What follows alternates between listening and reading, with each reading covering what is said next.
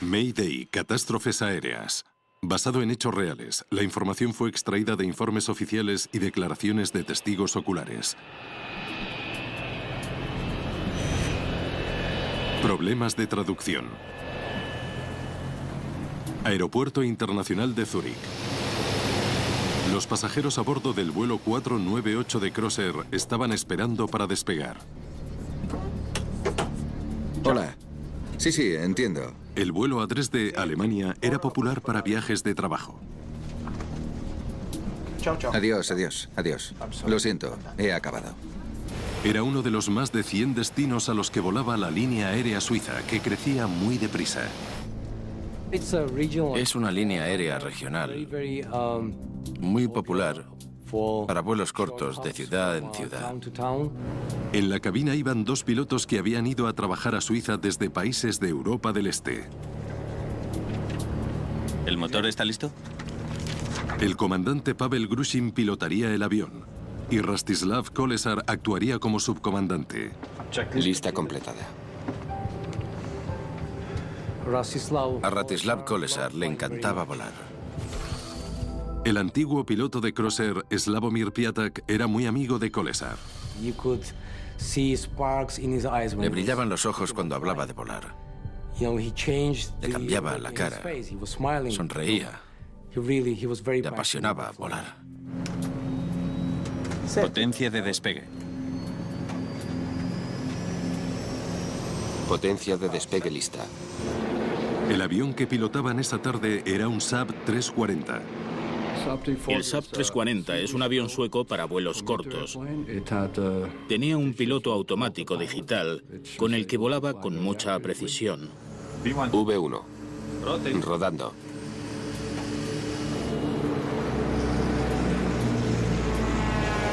Sube el tren. Tren subido. Era un avión fácil de manejar, con unos mandos muy suaves. El vuelo tenía previsto despegar dentro de 1 hora. Tras 2 o 3 minutos de vuelo, deberían haber estado a salvo encima de las nubes, camino de su destino. En el último minuto, el controlador alteró ligeramente su trayectoria de vuelo. 498, gire a la izquierda en Zurich Este. Girando a la izquierda a Zurich Este. Crossair 498.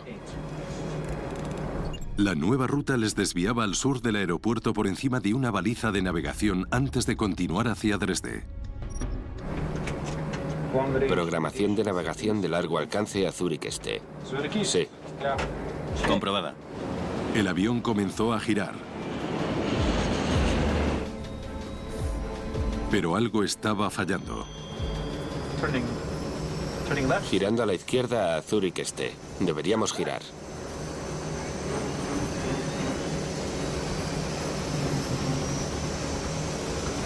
No. Crossair 498, confirme que está girando a la izquierda. Permanezca a la espera. El avión debería estar girando a la izquierda, pero en su lugar se estaba escorando a la derecha. De acuerdo, continúe a la derecha a Zurich Este. El comandante Grushin luchaba por controlar el avión. ¡No!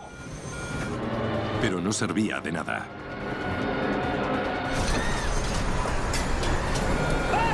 ¡A la izquierda! ¡A la izquierda! El avión estaba cayendo.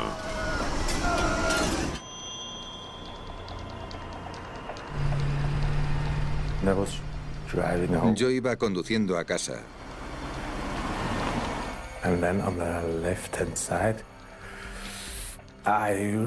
Y vi algo a la izquierda. Estaba seguro de que era un avión. Estaba cayendo muy deprisa.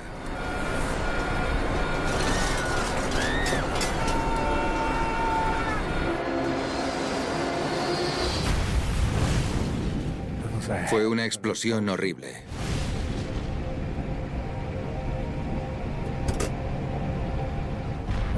Yo estaba a 50 metros.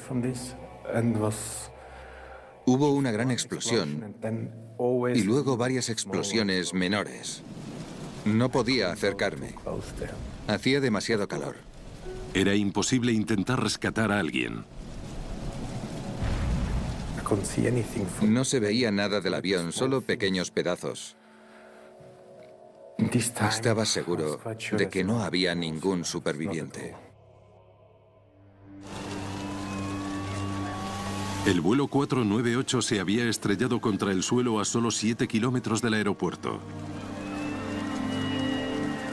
Los 10 pasajeros y tripulantes estaban muertos, incluidos Pavel Grushin y Rastislav Kolesar. Esa noche supimos que habíamos perdido un amigo. A la mañana siguiente, los investigadores acudieron al lugar del accidente. Apenas se veía algo que recordase a un avión. Cuando me acerqué al lugar, vi un agujero humeante. No pude identificar ningún pedazo grande de la estructura del avión. Michael Flickiger trabajaba en la Comisión de Investigación de Accidentes Suiza. Su labor era encontrar pistas que explicasen lo ocurrido. La mayor parte del avión estaba enterrada en un profundo cráter. El resto estaba roto en pequeños trozos desperdigados por un campo. Flickiger se enfrentó al mayor reto de su carrera. Era un caos y además había que tener en cuenta la parte emocional. No sabías qué ibas a tocar después.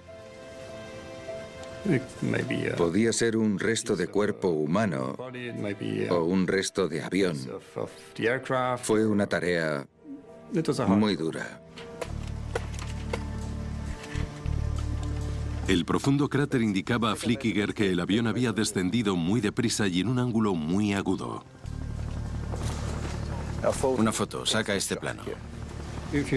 Si no quedaba una estructura grande del avión y había un cráter, quería decir que el avión había caído en picado sobre el suelo.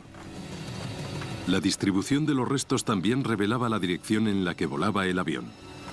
El vuelo 498 estaba girando en el sentido equivocado en el momento del accidente. El experto en factores humanos Daniel Knecht se unió al equipo de investigación. Un accidente nada más despegar es muy poco común.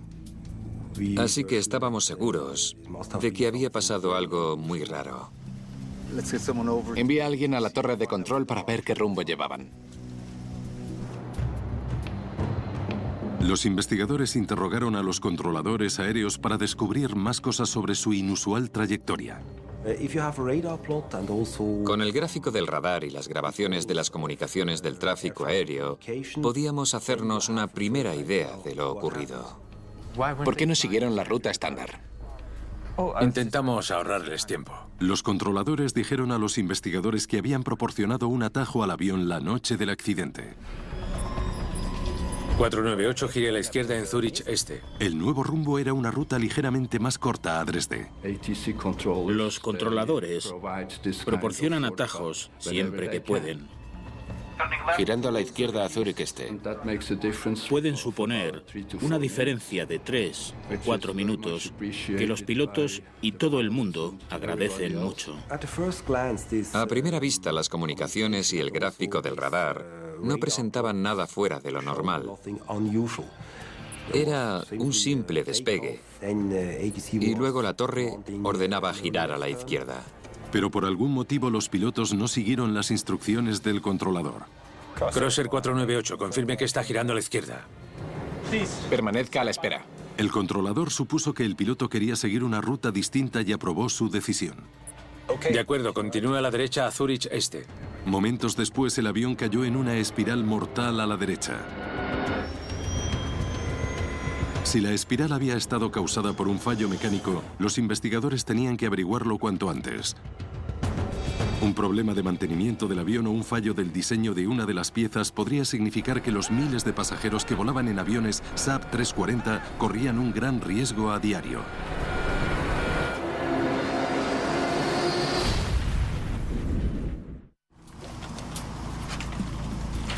En el lugar del accidente del vuelo 498 de Crossair, los investigadores buscaron pruebas de un fallo mecánico. Los testigos declararon haber visto fuego en el cielo momentos antes de que el avión chocase contra el suelo. Enséñeme a qué altura iba el avión cuando vio las llamas. Teníamos la impresión de que podía haber habido un incendio en pleno vuelo porque había gente que decía que el avión estaba en llamas antes del impacto. ¿Alguna señal de las cajas negras? Las respuestas que necesitaban los investigadores podían estar en las dos grabadoras de vuelo del avión. Girando a la izquierda a Zurich Este. Reflejarían información vital sobre lo que dijeron e hicieron los pilotos en la cabina. Crossair 498. Pero de momento no había rastro de ellas. Trazamos un plan para ir retirando capas y piezas una a una, y así algún día podrían salir a la luz las cajas negras. APR apagado. Mientras tanto, surgieron preguntas sobre la capacidad de los pilotos para comunicarse. Ascendiendo a nivel 101. El inglés no era la lengua materna de los pilotos. A lo mejor se habían desviado del rumbo porque no habían comprendido la orden del controlador. APR apagado. Ahora mismo. Una de las cosas más importantes en la cabina es la comunicación. Programación de navegación de largo alcance a Zurich Este, sí. El conocimiento de un idioma común resulta de máxima importancia.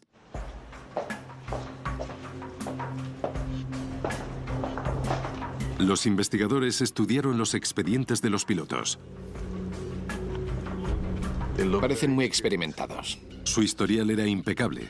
Ambos estaban cualificados y hablaban suficiente inglés para pilotar un avión. Había volado con los dos y sabía que Ratislava hablaba muy bien inglés. Y cuando hablaba con Pavel me respondía, me entendía bien. Los investigadores seguían sin entender por qué los pilotos habían girado en el sentido equivocado y habían perdido el control del avión. Se produjo un giro a la derecha en picado que condujo a la colisión contra el suelo, pero no había nada que indicase el motivo. La operación de búsqueda en el lugar del accidente dio un gran paso adelante para comprender lo que había sucedido en la cabina. Aparecieron las cajas negras. Fueron enviadas a un laboratorio para su análisis. Y los restos del avión se trasladaron a un hangar de Zúrich. Era posible que la espiral descontrolada del avión se hubiera debido a un fallo mecánico. A estas alturas de la investigación, el principal punto de discusión era un fallo mecánico, porque explicaría la pérdida de control. Los investigadores estudiaron las piezas dañadas de los motores. Cuando un avión cae en espiral del cielo, siempre es posible que se deba a un fallo del motor. El Saab 340 llevaba dos motores de hélice turbo. Si hay dos motores, uno a cada lado del avión, y el motor izquierdo produce más energía que el derecho, el avión tiende a girar a la derecha. Un fallo del motor derecho podría explicar la espiral fatal.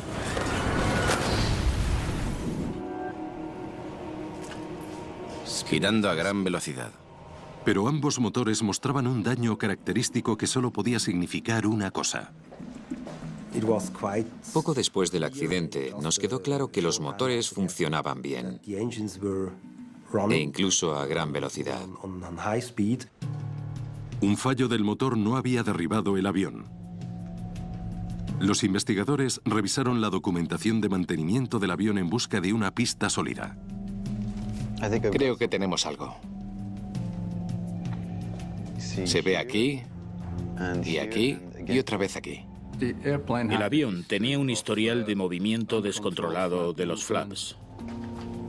En los 18 meses anteriores, los pilotos habían presentado más de 20 quejas por los flaps de ese avión. Son muchas quejas. 21 quejas en 18 meses nos llamaron la atención. Los flaps son pequeñas superficies que se extienden desde la parte trasera de las alas durante el despegue para impulsar el ascenso. Si los flaps de un ala no se extienden adecuadamente, el avión puede resultar difícil de controlar. Si el sistema falla y un flap se mueve más rápido que el otro o se extiende más, ese ala se eleva más, pero también tiene más superficie de rozamiento, con lo cual el avión tiende a inclinarse en esa dirección. Una prueba del mal funcionamiento del flap del avión podía ser el avance que necesitaban los investigadores. Rebuscaron entre los fragmentos del ala, pero en vano. Las piezas estaban demasiado dañadas para proporcionar respuestas. Estaban rotas en no sé cuántos pedazos. El flap estaba destrozado. No sabrían con seguridad si los flaps habían fallado hasta que estudiasen los datos de la grabadora de vuelo. Pero los restos permitieron a los investigadores explorar una teoría distinta. Los testigos habían declarado que habían visto fuego a bordo antes de que el avión se estrellase. Era interesante que los testigos dijeran que habían visto el avión en llamas. Teníamos curiosidad y acudimos a investigar los restos.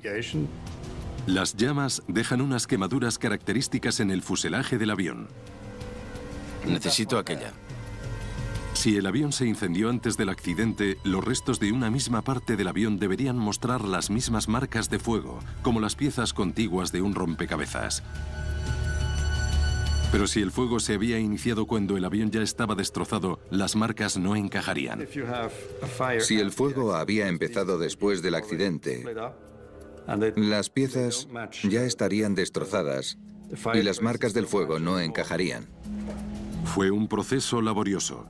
Los investigadores tenían que colocar cada pieza en una posición concreta para poder comparar las quemaduras. En 1991, el análisis de las quemaduras había ayudado a los investigadores de Arabia Saudí a comprender el accidente del vuelo 2120 de Nation Air. Cuando una rueda se prendió fuego al despegar, el DC-8 se vio engullido por las llamas. Ninguna de las 261 personas que iban a bordo sobrevivió. Los investigadores suizos intentaban determinar si un incendio en pleno vuelo había derribado el vuelo 948 de Crossair. Tardamos mucho tiempo en encontrar todas las piezas. Los resultados fueron concluyentes. ¿Ves aquí? Y aquí. Las quemaduras fueron posteriores al impacto. Al final determinamos con seguridad que el incendio había sido posterior al impacto. Los testigos estaban equivocados. No había habido un incendio durante el vuelo. Los testigos a menudo cuentan lo que observaron en orden no necesariamente cronológico. Ocurre a menudo. Entre los restos en el lugar del accidente de pronto apareció otra pista. El impacto había lanzado la bolsa de uno de los pilotos fuera del cráter. Enseguida se determinó que pertenecía al comandante Grushin. Los contenidos eran perturbadores. Había artículos personales y entre ellos varios medicamentos. ¿No tiene etiqueta ni caja? No es habitual encontrar medicación en la bolsa de un piloto. Girando a la izquierda a Zurich Este. Deberíamos girar. Un piloto incapacitado por la medicación podría explicar el accidente. Era algo muy preocupante, porque nunca se puede tomar medicación cuando se pilota. Los investigadores tenían que averiguar de qué tipo de medicamento se trataba y si el comandante Grushin lo había tomado el día del accidente. Llévalo al laboratorio. Los análisis revelaron que se trataba de fenazepam, un potente sedante similar al Valium que se usa para tratar trastornos de ansiedad. Era un medicamento muy fuerte que podía afectar a la capacidad para pilotar el avión. Daniel Knecht podía haber encontrado la razón por la que habían muerto 10 personas a bordo del vuelo 498. Para averiguar si el comandante tenía el medicamento en el metabolismo había que analizar sus tejidos, y eso llevaría tiempo. Pero ya se había recuperado información valiosa de la grabadora de datos de vuelo del avión. Vamos a ver cómo es. Los investigadores usaron los datos para reconstruir el movimiento del avión durante el vuelo. Esperaban que les confirmase si un fallo de los flaps del ala había provocado el accidente. Potencia de despegue. Potencia de despegue lista. Ya no era posible examinar físicamente los flaps, así que hubo que encontrar otro modo. Los flaps afectan a la sustentación y al arrastre. Si tenían algún fallo aparecería en la simulación. APR apagado. Crosser 498, ascienda a nivel 110. Ascendiendo a nivel 110. Crosser 498. El avión había ascendido normalmente. Subiendo a 3000 pies. No había señales de fallos de los flaps. En ese momento lo descartamos. Ventilación encendida. Los flaps funcionaban como estaba previsto. No hay ningún problema. Vimos que los motores funcionaban, que iban a buena velocidad, que ascendían y todo marchaba bien. De repente, pasaron de un giro a la izquierda a un giro a la derecha y perdieron el control. No, no, no. Es como si nadie pilotase el avión. La gran pregunta es ¿por qué? ¿Qué pasó? Los investigadores viajaron a Moldavia para conocer a la viuda del comandante. Le preguntaron por qué llevaba sedantes su marido.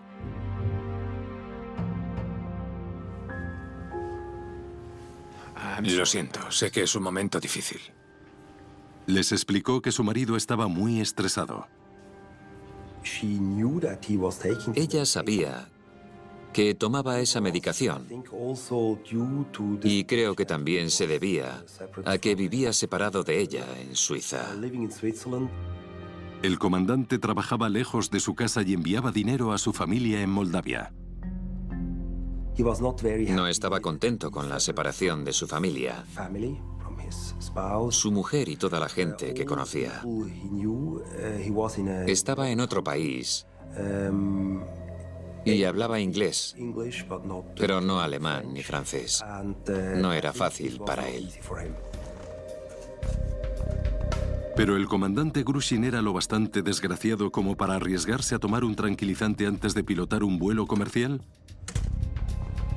Los investigadores esperaban que el análisis de tejido les confirmase si el piloto estaba incapacitado cuando despegó del aeropuerto de Zúrich. Los resultados no fueron concluyentes.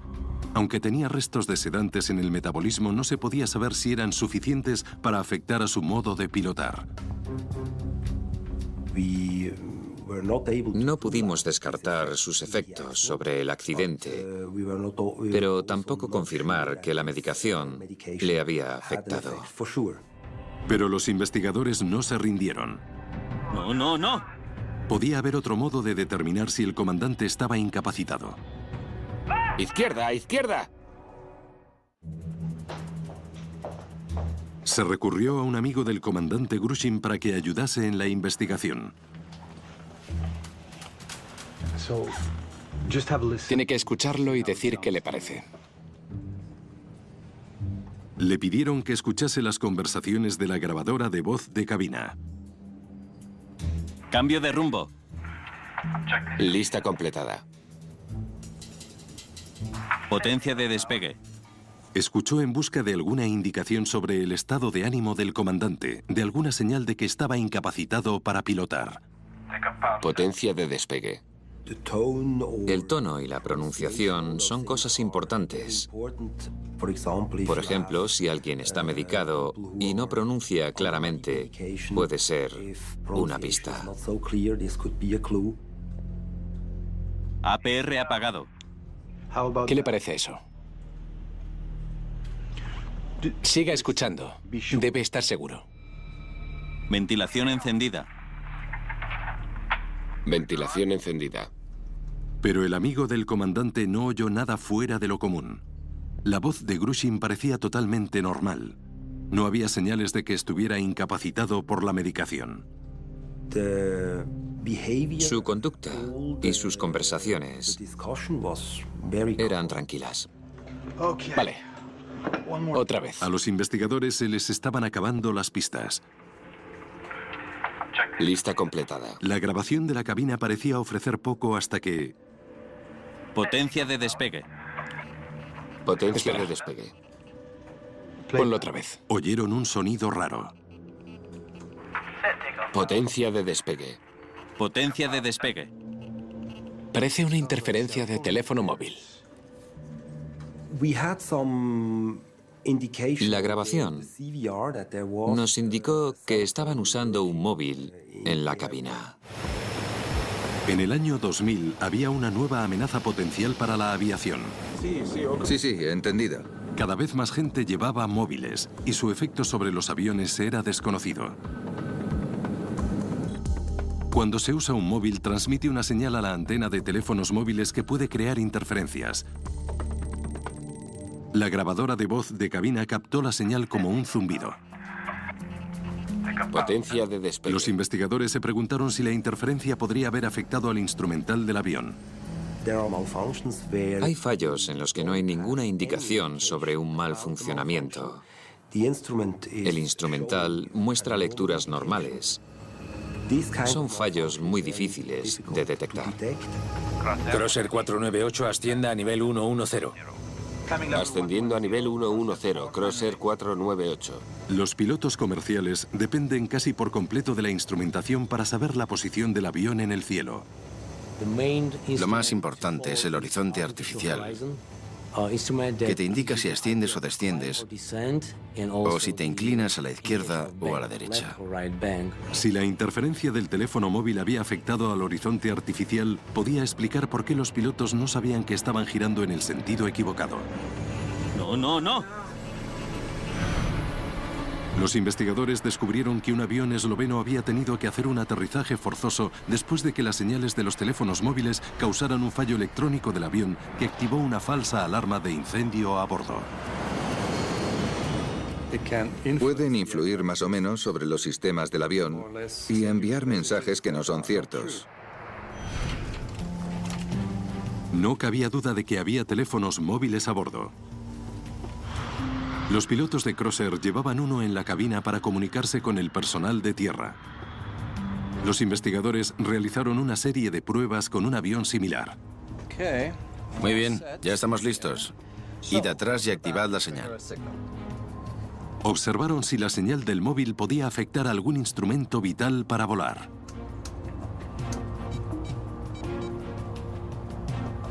Con el equipo de prueba se podía simular una señal de móvil.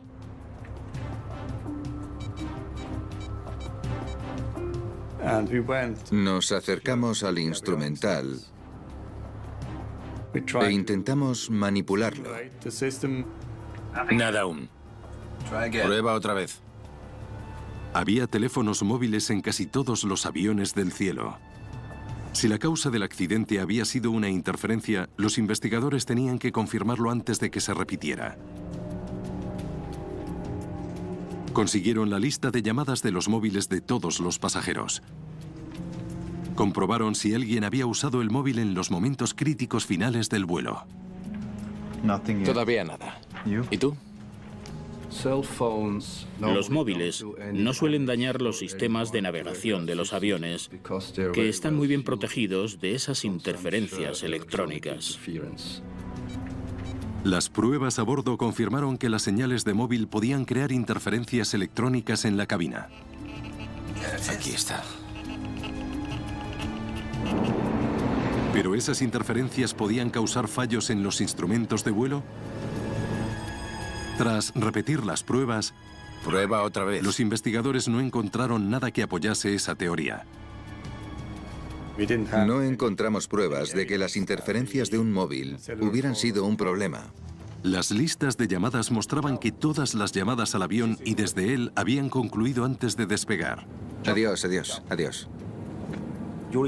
Durante el vuelo, no había habido comunicación entre un teléfono móvil y una estación de tierra. Parecía que aparte del ruido captado por la grabadora cuando el avión aún estaba en tierra, los móviles no habían tenido ningún efecto sobre el avión. El resultado fue simplemente cero. Ninguna de las teorías estaba dando fruto. Los investigadores revisaron las mejores pruebas que tenían, los comentarios de los pilotos grabados en la cabina. Tren arriba. Y la información de la grabadora de datos de vuelo. Tren arriba. APR apagado. Crossair 498 ascienda a nivel 110. Ascendiendo a nivel 110. Crossair 498. APR apagado. Escucharon cualquier cosa que les indicase cómo habían funcionado los instrumentos esa tarde. Aquí el giro empieza a ser muy brusco. Girando a la izquierda a Zúrich Este. Deberíamos girar. No, no, no. Una reacción repentina del comandante proporcionó una pista. La sincronización no puede ser coincidencia. Los investigadores sabían que la pantalla de vuelo del comandante cambiaba de apariencia en cuanto un giro se volvía demasiado brusco. El sistema está diseñado para que si hay una inclinación o un giro anormal, se elimine la información innecesaria para que el piloto pueda recuperarse más fácilmente. Fue justo en ese momento cuando el comandante dijo: no, no.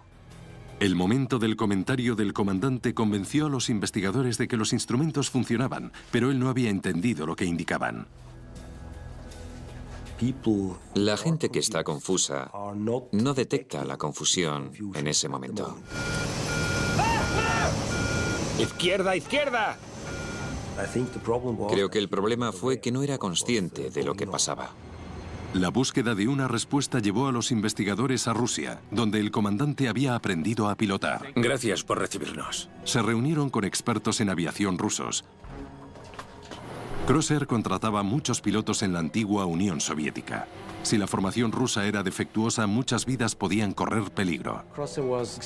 Crossair se estaba expandiendo drásticamente y como no había suficientes pilotos en Suiza ni en los países vecinos, para nosotros era fácil encontrar trabajo en Crossair.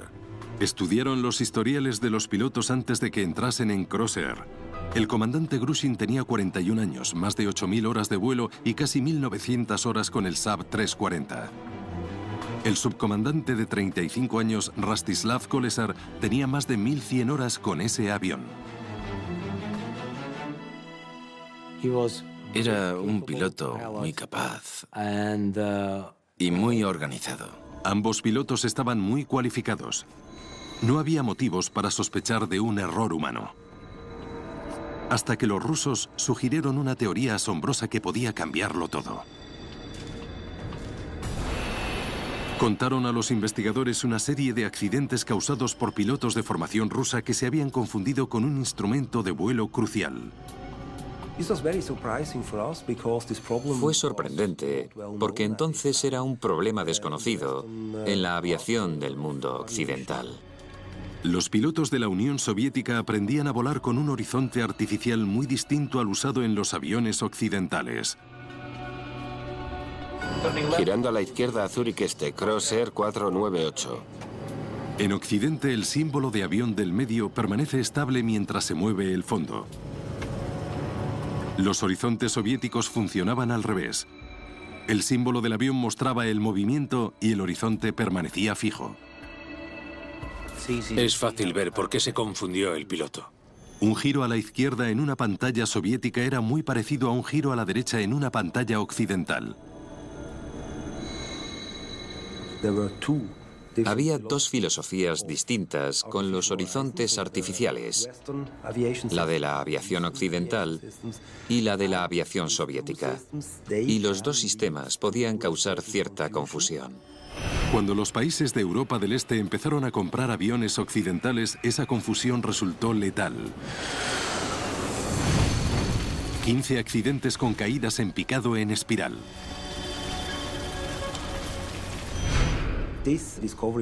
Fue un hallazgo crucial para la causa probable del accidente. Estresado y probablemente bajo los efectos de un sedante, el comandante Grushin pudo recordar lo que había aprendido cuando se hizo piloto. ¡No! Lo que aprendes en tu formación inicial se te graba en el cerebro reptil. Lo almacenas en la memoria a largo plazo. Es lo que recuerdas cuando recurres a tu formación básica.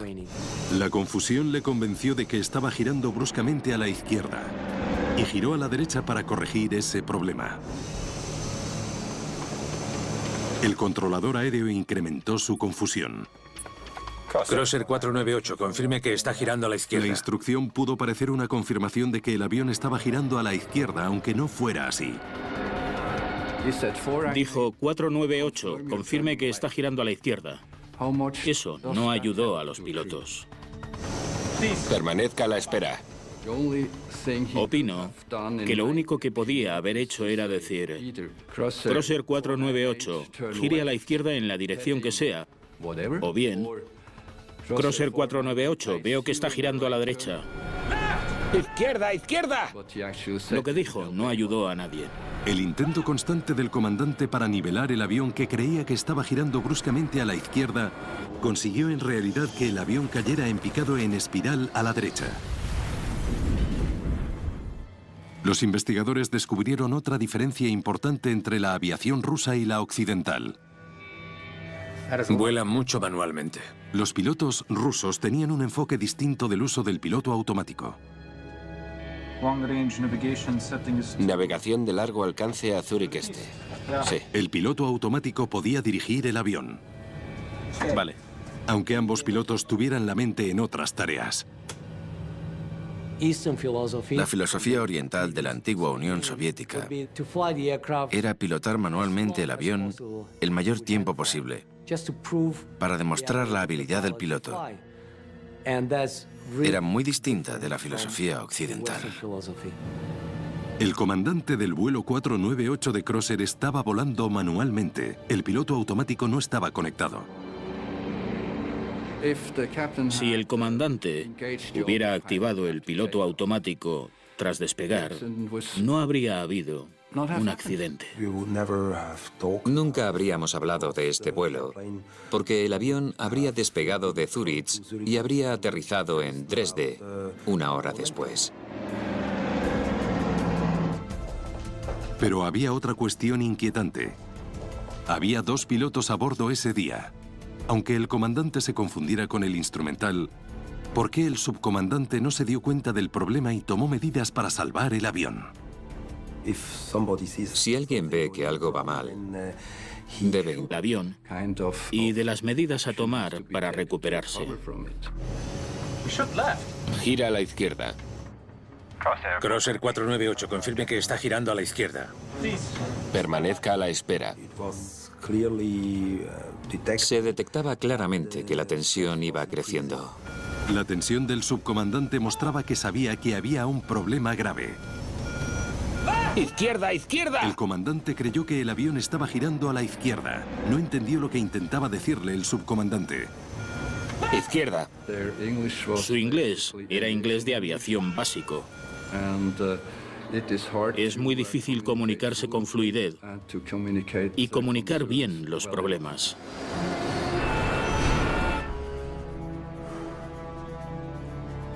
Lo único que tenía que decir era: para, vas en sentido equivocado. En aviación es normal que haya intercambios entre personas de distintos países. Creo que es una parte buena de la aviación, que sea internacional. Pero hay que analizar los orígenes culturales y darles las herramientas necesarias para hacer su trabajo con seguridad. Tras el accidente del vuelo 498, Crosser mejoró el entrenamiento de los pilotos del bloque de la antigua Unión Soviética. Ahora reciben 3 meses de instrucción adicional y han de aprobar un examen de dominio del inglés. Todos trabajan mucho para que sea un buen avión, con una buena tripulación y buenos sistemas de aviación. Finalmente ahora se exige que todos los pilotos suizos conecten el piloto automático nada más despegar para garantizar que presten la atención adecuada al desarrollo del vuelo.